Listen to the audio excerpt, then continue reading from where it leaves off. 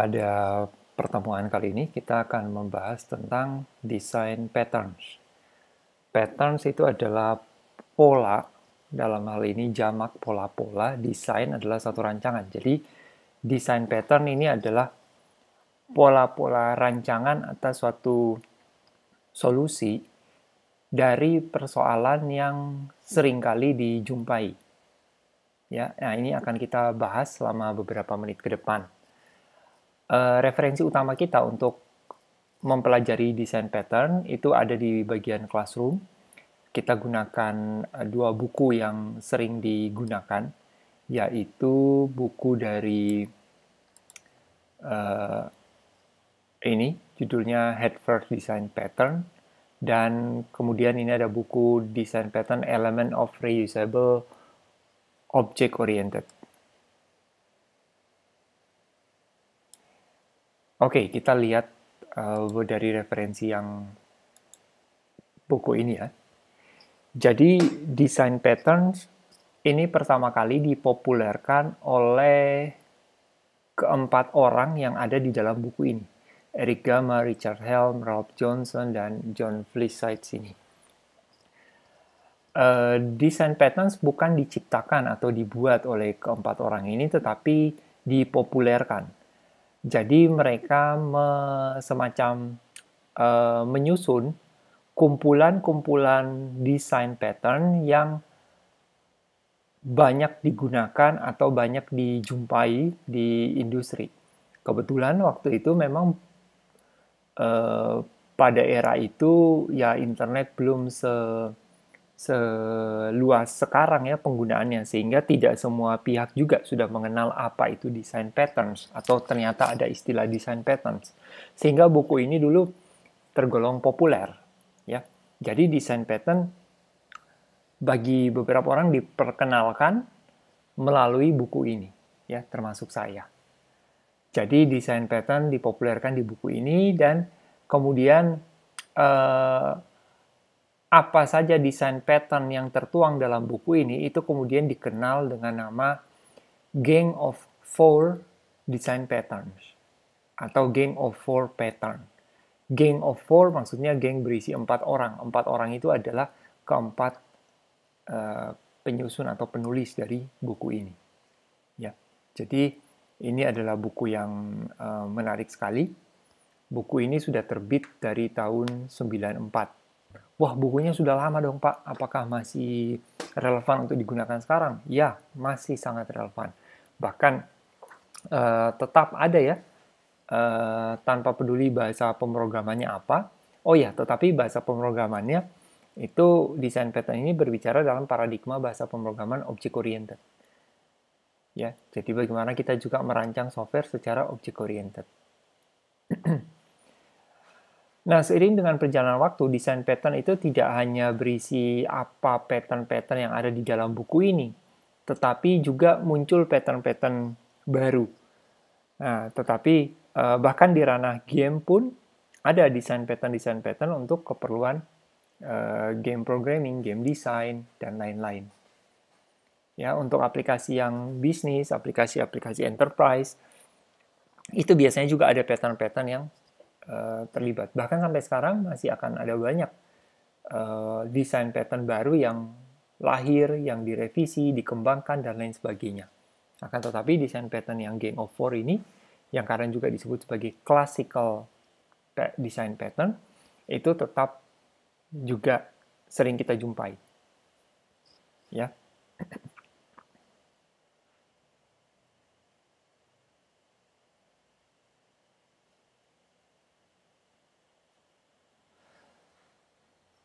Nah, di dalam bukunya ini, desain pattern itu oleh Gang of Four ini dikelompokkan menjadi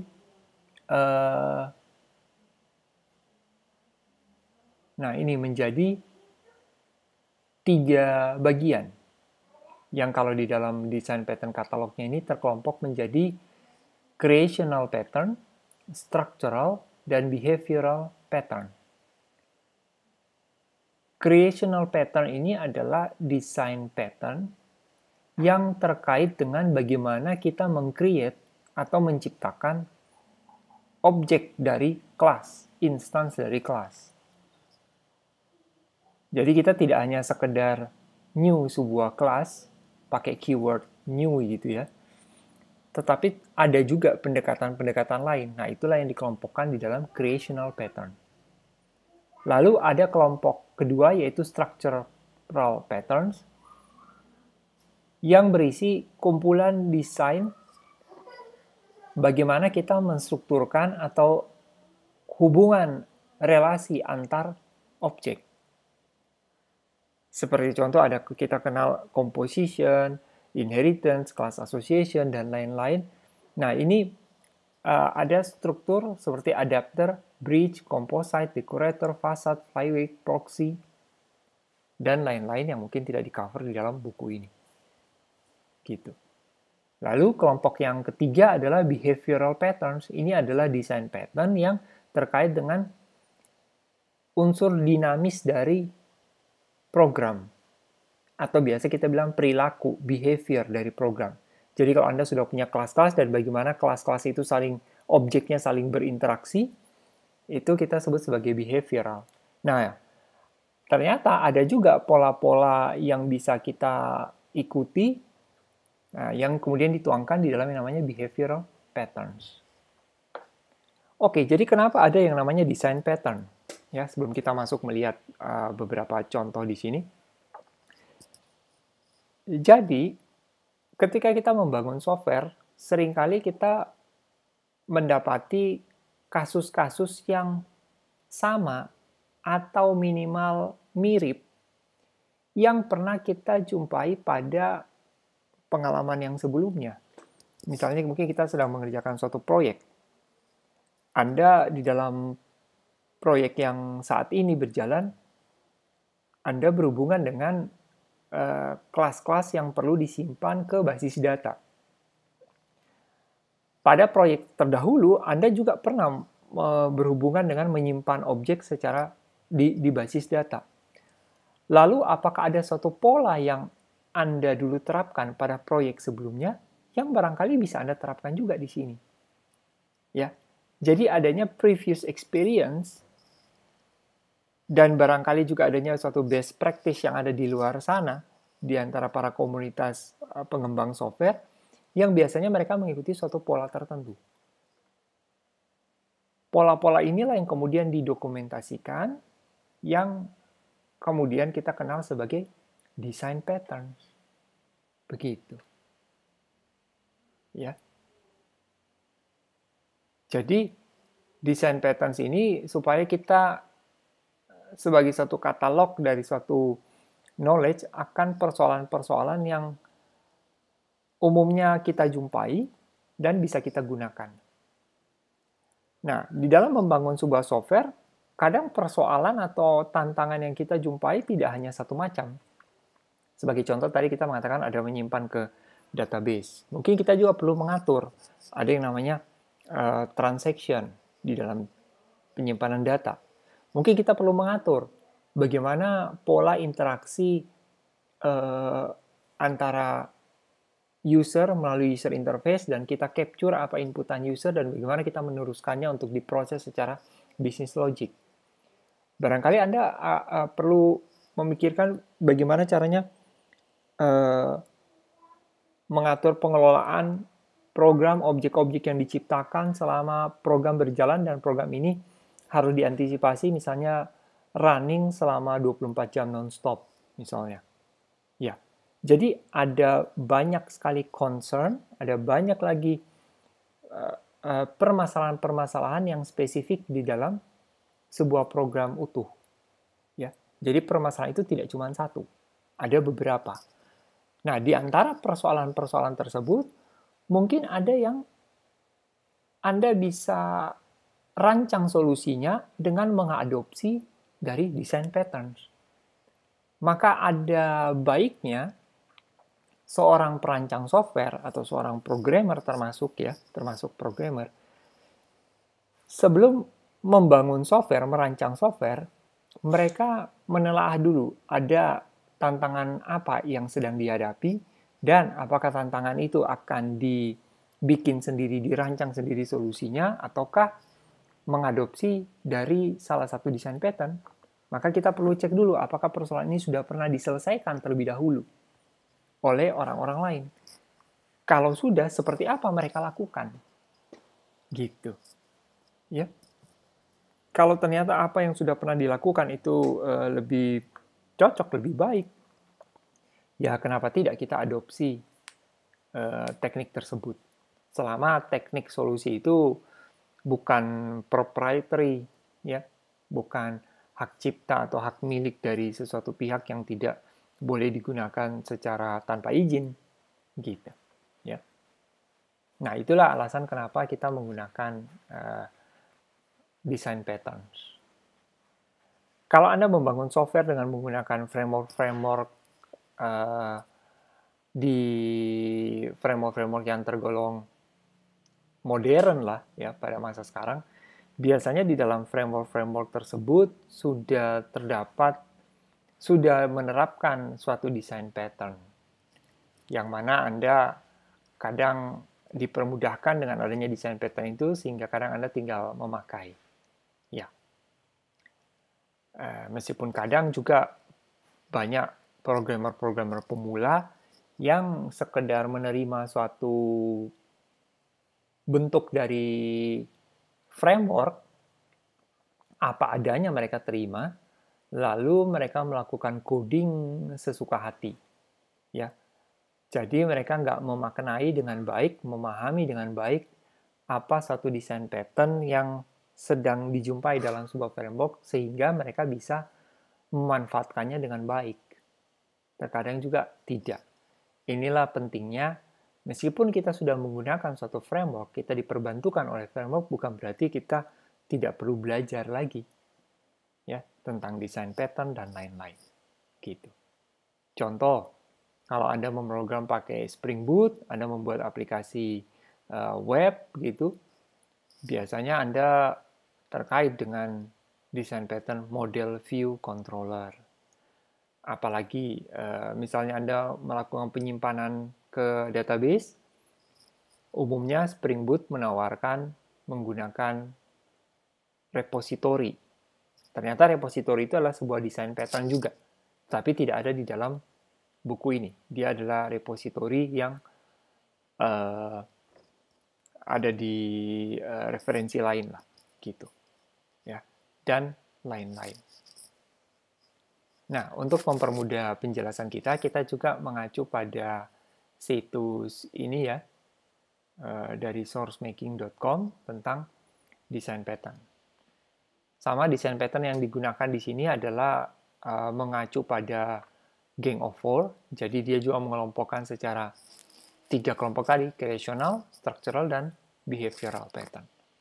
Terus, bagi Anda yang tertarik dengan game programming, saya juga ada ketemu satu referensi yang barangkali bisa Anda manfaatkan, yaitu dari Robert Nystrom ya, Game Programming Patterns.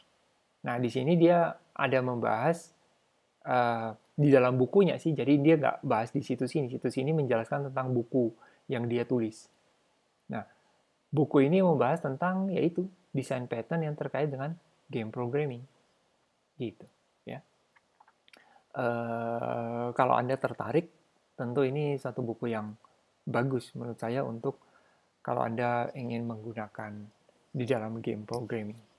Ya, beberapa mungkin kalau nggak salah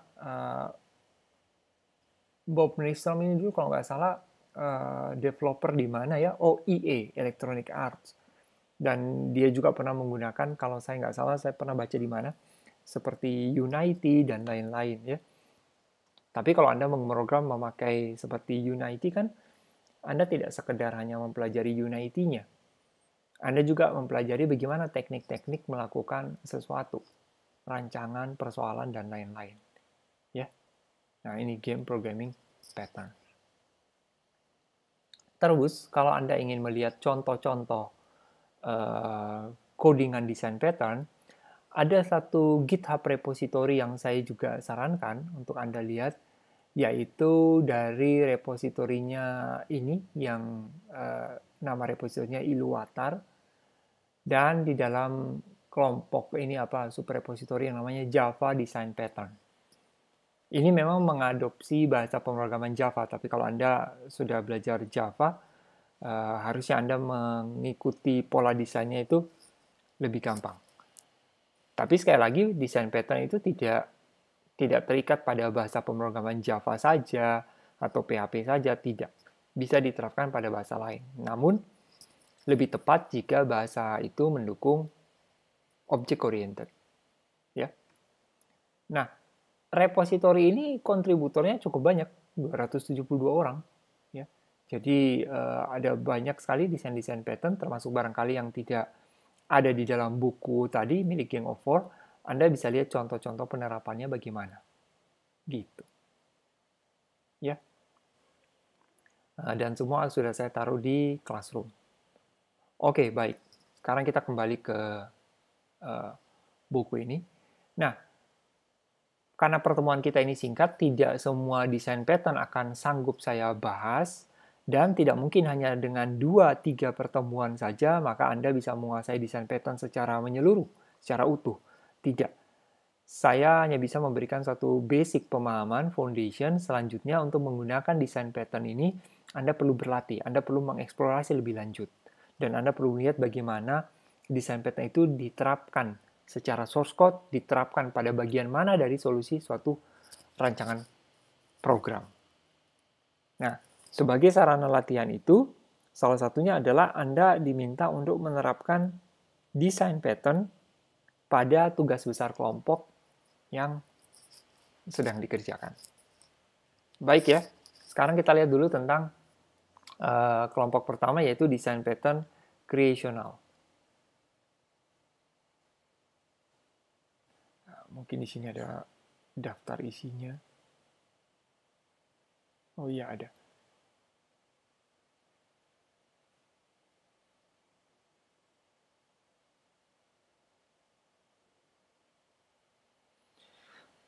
Oke, jadi creational design pattern ini tujuannya mengabstraksi proses instansiasi sebuah kelas. Instan itu adalah objek ya dari sebuah kelas. Jadi instansiasi maksudnya object creation dari sebuah kelas.